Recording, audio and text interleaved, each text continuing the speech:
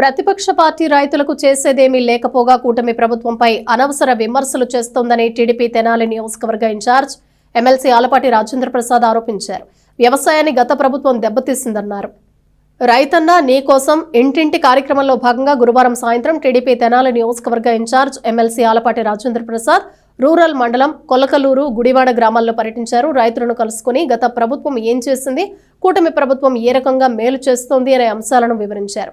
అన్నదాత సుఖీభవ పథకం కింద రైతులకు 20,000 ఆర్థిక సాయం అందించలేదని, కేవలం 10,000 ఇచ్చారని, ఇంకా 30,000 బకాయిలు పెట్టారని ప్రతిపక్షం ఆరోపించడంలో వాస్తవం లేదన్నారు. 20,000 ఆర్థిక సాయంలో 14,000 కూటమి ప్రభుత్వం ఇస్తే కేంద్రం 6,000 ఇస్తోందని చెప్పామని చెప్పారు. ఆ ప్రకారం ఇంకో 10,000 మాత్రమే ఇవ్వాల్సి ఉందని, అది కూడా ఇస్తామని చెప్పారు. 2019 నుంచి 24 వరకు 9 సార్లు పంట నష్టపోతే పరిహారం ఇవ్వకపోగా పంట నష్టం నమోదు కూడా చేయలేదన్నారు. పైగా బకాయిలు పెట్టిపోయారని చెబుతూ కూటమి ప్రభుత్వం 1,600 కోట్ల బకాయిలు తీర్చిందని తెలిపారు. 2014-19లో కూటమి ప్రభుత్వం చేపట్టిన వ్యవసాయ యాంత్రీకరణ విధానాన్ని తర్వాత వచ్చిన వైసీపీ ప్రభుత్వం తీవ్రంగా దెబ్బతీసిందన్నారు. కార్యక్రమంలో కూటమి పార్టీల నాయకులు పాల్గొన్నారు. నేను చెప్పగానే మీరు లేదని కాదు, ఉంటే చెప్పండి. నిజంగా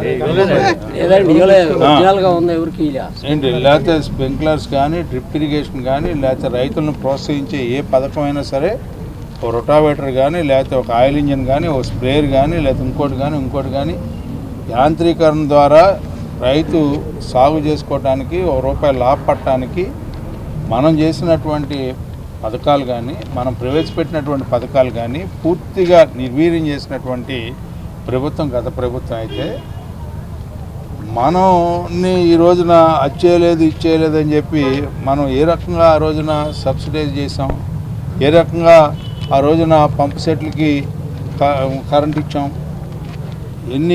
అసలు ఈ ఊళ్ళో డొమెస్టిక్ ఎన్ని స్తంభాలు వేసాం, అదేవిధంగా ఆ కాలువ కట్టిన మురుగు కాలం మీద ఎన్ని స్తంభాలు వేయించి ఎంతమందికి కరెంట్ ఇచ్చి ఎన్ని రకాలుగా మోటార్లు పెట్టుకోవడానికి అవకాశం కల్పించింది గత ప్రభుత్వం. ఇప్పుడు మనం ఆ రకంగా మనం పోరాడి మనం తెచ్చుకున్నాం, అన్నిటిని కూడా మన కోసం మనం తెచ్చుకున్నాం. ఇవాళ ఏమి చేయకపోగా వీళ్ళందరూ మళ్ళీ ఈ రకంగా మాట్లాడుతూ ఉన్నారు. అందుకని మన అందరం కూడా ప్రతి ఇంటికి కూడా ఎవరికైతే ఈ రోజున వచ్చిందో ఈ యొక్క అన్నదాత సుఖీభావ కింద మనందరం కూడా మీకోసం ఈ ప్రభుత్వం ఉంది, ఈ కూటమి ప్రభుత్వం మీకోసం ఉంది. మన ప్రభుత్వం, మనం తెచ్చుకున్న ప్రభుత్వం, మన కోసం మనం తెచ్చుకున్న ప్రభుత్వం. వాళ్ళ ఎక్కడ తప్పు జరగకుండా చూడాల్సినటువంటి బాధ్యత ఎవరికైనా అందకపోయినా, ఎవరైతే లబ్ధిదారులు ఉన్నారో వాళ్ళు ఎవరికైనా అందకపోతే తెలుసుకోవడానికి వచ్చాం. మీ కష్టం ఏంటో నష్టం ఏంటో నిజంగా మీరు ఎక్కడైనా బాధపడుతున్నారని తెలుసుకోవాల్సినటువంటి బాధ్యత మా మీద ఉంది. కాబట్టి ప్రతి రైతు దగ్గరికి ఈ రోజున ప్రభుత్వం వెళ్ళమంటుంది, పార్టీ వెళ్ళమంటుంది, రైతుల కోసం రైతుని పలకరించమంటుంది, మీకోసం వచ్చాననే భావన కలగజేయమని చెప్పే యాత్ర ఇది.